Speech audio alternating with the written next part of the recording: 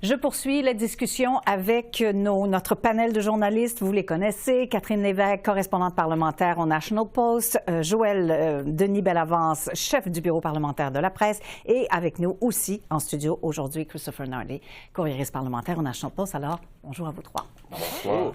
Est-ce que l'entrevue donnée, celle-là en particulier, cette entrevue donnée par Danielle Smith va suivre les conservateurs et en particulier Pierre Poilievre tout le long de la campagne? Joël Denis, je commence par vous. En tout cas, au début de cette campagne, oui, parce que M. Poilievre a été interrogé longuement là-dessus hier et encore aujourd'hui. Et ça donne des munitions aux libéraux qui, dans le passé, ont tenté de faire un certain rapprochement entre Donald Trump et Pierre Poilievre, mais ils étaient un petit peu, comment dirais-je, prudents en le faisant pour ne pas justement offusquer les Canadiens en disant qu'ils faisaient peut-être des rapprochements intellectuels, des raccourcis. Maintenant, Mme Smith donne des munitions aux libéraux. Ils peuvent citer Danielle Smith en disant « Mme Smith pense qu'il y a des liens communs ou des choses en commun entre Pierre Poilievre et Donald Trump. » Donc, je ne suis pas sûr que quand on a des amis comme ça, on a besoin d'ennemis en politique. Mais visiblement, ça a un peu dérouté le Parti conservateur en ce début de campagne. Et donc, Joël Denis vient de le dire, il y a eu des questions tout de suite des journalistes. Et là, on est en campagne. Alors, les questions sont beaucoup plus dures, évidemment. Là, ça peut ressembler à des attaques frontales. Ça a été un peu ça sur ce sujet-là. Pierre Poilievre a répondu, mais est-ce qu'il a vraiment répondu? On sentait qu'il y avait un malaise quand même.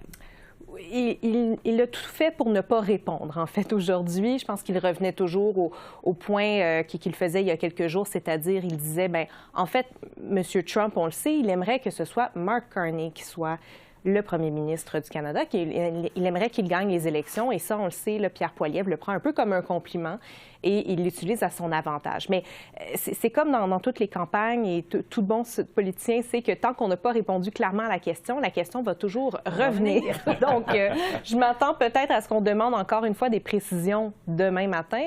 Alors, vraiment, je pense que M. Poilievre, là, il ne pourra pas y échapper. Il va devoir répondre à la question peut-être plus directement, peut-être plus clairement, mais on sent vraiment qu'il y a un malaise actuellement. Évidemment, comme Joël Denis l'a dit, il ne veut pas être lié de quelconque façon à Donald Trump. Il ne veut pas bénéficier de l'aide de Donald Trump non plus. Mais aussi, on sait que, bon, les comparaisons avec les premiers ministres des provinces, là, ce n'est pas toujours à son avantage. Alors, voilà, je pense que vraiment, il tente de prendre ses distances là, de Danielle Smith. Christopher, je veux vous entendre aussi là-dessus. Est-ce que Danielle Smith vient de nuire considérablement à Pierre Poilievre? Bien, elle a ramené un enjeu qu'il ne veut pas entendre, qui est les potentiels liens entre les conservateurs et les républicains. On savait déjà qu'il y avait une partie de la base de Pierre Poilievre qui est très, comment dire, pro-Trump, on peut dire carrément, l'appui. Et c'était quelque chose que Poilievre savait qu'il devait se distancer des républicains. Il ne voulait pas toucher aux menaces de Donald Trump au début de la présidence de Donald Trump. Il était bizarrement silencieux sur les menaces de l'administration américaine, ne voulait rien dire. L'idée étant à l'époque, si on n'en parle pas, on ne me rapprochera pas de Trump, on ne fera pas le lien, et bien, éventuellement, ça va s'estomper. On sait maintenant que c'est une erreur stratégique de sa part. Ça a permis aux libéraux de Mark Carney, éventuellement, mais les libéraux en général, de vraiment reprendre un essor. Ce que Danielle Smith a fait, c'est qu'elle a ramené le nom Pierre Poilievre et Trump dans la même phrase. Elle a dit ils sont synchronisés. Si Pierre Poilievre est élu, ils seront synchronisés, vont ramer dans la même direction.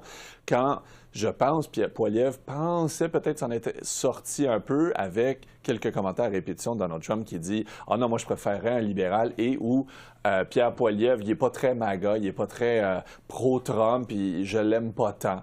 Et je pense que les conservateurs tentaient vraiment et voulaient surfer sur cette vague-là. Elle leur a soudainement été enlevée d'en dessous des pieds et ils doivent gérer avec des attaques maintenant de Carney qui peut dire, bien excuse, littéralement ton allié dit que tu vas être en synchronisme avec Trump. Une claque d'en face. Ça va revenir. ça risque de revenir pendant les débats aussi, ça, fort probablement. Puis même peut-être avant ça, Catherine, si je peux me permettre, parce que Danielle Smith, la première ministre de l'Alberta, devait tenir une conférence de presse aujourd'hui. Ça a été annulé et reporté à plus tard. Donc, évidemment, ça va revenir dans les pattes de M. Poilievre et de Mme Smith, parce qu'il y a des journalistes qui attendent Mme Smith de pied ferme à ce sujet-là. Aussi pour lui poser des questions là-dessus. Bon. Alors, on est jour 2 de la campagne. Elle a été lancée hier. Et on a vu tout de suite que les chefs des partis, les chefs des deux principaux partis parlaient de quoi? Parlaient d'économie, parlaient de baisse d'impôts. Est-ce que ça va résonner, ça, chez les électeurs? Tiens, commençons par Catherine. Bien, je pense que dans un sens, oui, parce que c'est sûr que, bon, même s'il y a cette menace Trump là, dont on parle à tous les jours, le coût de la vie, c'est encore très important. Je pense que c'est un des enjeux principaux là, dont les gens parlent. Alors, évidemment, je pense que les gens vont toujours se réjouir de baisse d'impôts. Moi, la question que j'ai, c'est comment est-ce qu'on va payer pour tout ça? Parce que ça coûte plusieurs milliards de dollars par année. C'est aussi une question qui a été posée. Oui, tout à fait. On n'a pas encore de réponse claire. Au moment où on veut, c'est ça, où est-ce qu'on va couper, finalement? Je pense que c'est la question qui va revenir. Et je pense que, voilà, ça pourrait peut-être donner des munitions, là, peut-être au Bloc, peut-être aussi au NPD, là, qui va dire, justement, c'est pas une bonne idée de commencer à couper, à donner des baisses d'impôts, alors qu'on se dirige peut-être vers une récession. Alors, voilà, je pense que il y aura encore des questions. On nous promet une plateforme chiffrée. Je ne suis pas certaine pour les libéraux, mais certainement chez les conservateurs. Donc, on va peut-être voir, justement, à ce moment-là où on va couper. Mais oui, bon, des baisses d'impôts, c'est toujours populaire, mais il y a encore plus de questions à la fin de la journée. Justement, est-ce que ça va donner des arguments au Bloc québécois? Le chef s'est déjà prononcé là-dessus. Oui, puis M. Blanchette était quand même très efficace là-dessus. Et je vous soulignerai ceci, Catherine, aujourd'hui même, le directeur parlementaire du budget a publié ce qu'il appelle les perspectives des soldes budgétaires. Et ça donne un peu une ligne de comparaison pour l'ensemble des partis politiques. Il dit que le déficit pour l'année qui va commencer le 1er avril serait autour de 47 milliards de dollars. Donc, toute dépense, toute promesse, il faut l'ajouter à ce chiffre. Donc, 47 milliards de déficit, on commence à ça. Si on ajoute la promesse des libéraux, ce qui va coûter annuellement 6 milliards de dollars, ça veut dire que le déficit l'année prochaine passerait à 53 milliards de dollars, à moins de faire des coupures. Donc, on a quand même des paramètres et on peut juger est-ce que c'est soutenable, ces promesses de baisse d'impôts. Même chose pour le Parti conservateur, dont la promesse serait autour de 13 à 14 milliards de dollars par année.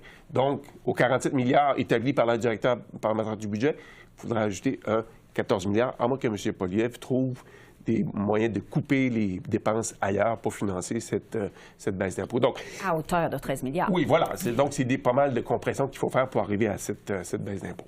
Bon. Donc, est-ce que c'est une bonne chose à ce stade-ci de promettre ça? Parce que les électeurs ne sont pas dupes, ils voient les chiffres, ils connaissent le montant du déficit. Est-ce qu'ils vont se poser les mêmes questions? Comme disait Catherine, oui, c'est sûr que c'est toujours agréable de recevoir un chèque à la fin de l'année. Mais est-ce que les électeurs ne vont pas se dire, soyons sérieux, on a quand même un déficit, là? Je pense que les électeurs vont se rappeler d'un chiffre à chaque annonce, et c'est la quantité d'argent qu'on leur promet de leur remettre dans les poches.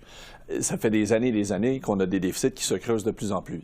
Ça fait partie de l'anxiété, je pense, générale des Canadiens, des électeurs, qu'on parle de problèmes d'abordabilité, d'inflation et tout ça. On a beaucoup parlé de ces enjeux-là dans les dernières années, mais ultimement, ce que les gens se souviennent, c'est « Ah, j'ai payé moins d'impôts cette année ». Après ça, le budget, c'est souvent un genre de document un peu fictif que les journalistes lisent pendant 8 heures dans une salle enfermée une fois par année et qui a des effets. Puis au final, ce que je pense qui intéresse les gens, c'est est-ce que les priorités qui me sont importantes sont traitées dans ce budget-là et est-ce que ça va me coûter plus cher ou moins cher? Un peu comme les budgets municipaux. On regarde combien ça me coûte en taxes municipales et est-ce que les poubelles vont être ramassées régulièrement? Donc, je pense fondamentalement que les gens vont se souvenir, hey, on va couper mes impôts, ça va me coûter moins cher. Et on remarquera, il y a un peu un cycle qui se dessine dans ce début de campagne-là entre les libéraux et les conservateurs où un fait une annonce et l'autre fait l'annonce, mais plus.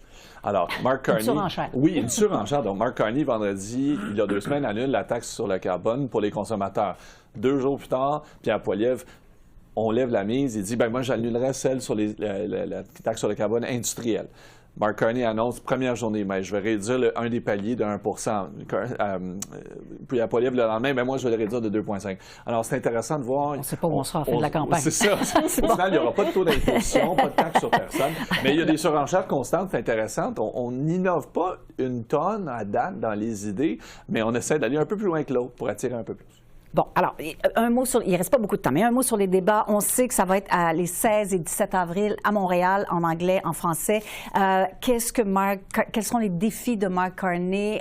Il y a le français, bien sûr, mais au-delà de ça, ça va être le seul. Il va y avoir qu'un débat en français, finalement, normalement, puisqu'il a dit qu'il n'était pas intéressé à participer au fameux face-à-face à TVA. Alors, quels seront ses principaux défis?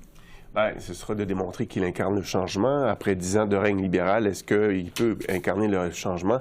Il y a un petit bilan qu'il peut mettre de l'avant en ayant été premier ministre pendant 9 jours. Il y a beaucoup de choses qui sont passées à ce moment-là.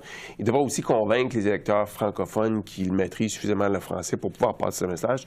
Et aussi, je pense qu'il va être la cible de toutes les attaques des autres chefs. Pourquoi? Parce qu'il est considéré comme le meneur en ce moment de la course. En 20 secondes chacun, vous êtes capable, je suis sûre. Oui. Catherine, quel va être le grand défi de Pierre Poilievre? Je pense que ça va être de rester calme. Je pense que il va être, surtout pour le débat en français, d'être souriant et de convaincre les Québécois de voter pour lui, parce qu'actuellement, il n'arrive pas à les convaincre. On le trouve méchant, voilà. Sur quoi le NPD, qui perd des plumes dans les sondages, devra miser? Leur chef, qu'il soit charismatique, qu'il présente des idées, qu'il réussisse à se démarquer et non seulement être un peu l'oublié, le mal-aimé du débat et un peu ignoré de tout le monde. Merci à vous trois. Merci, Catherine.